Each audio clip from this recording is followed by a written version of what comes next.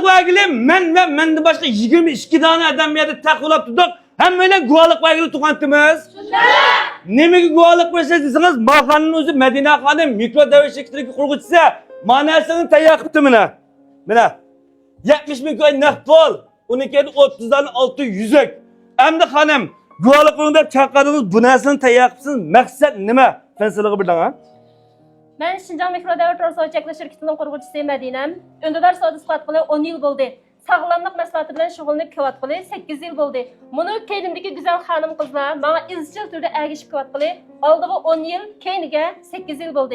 Ben muşularını yana toxaqa malımdan ibaret yana nurgulgan hemkarlaşqıçılarımni bu yerga chiqtirib guvochilik qilishda samimiyetimni bildirish, haqiqiy yaxshi bo'lgan bir mahsulotni iste'molchilarga sunish va shundaqla bu mukofotimning haqiqiy rost ekanligiga har bir qarsonlarni guvohchilikqa chaqirdim. Muşu bilenselne muşunun içine sağsız. Ama azı borcanlaş jarayonida biz tabi borcazı manasını hamısı miyadi ba. Borcanlığını birden bir krep guvalı kurparsınız demek iken. To'g'ri, to'g'ri.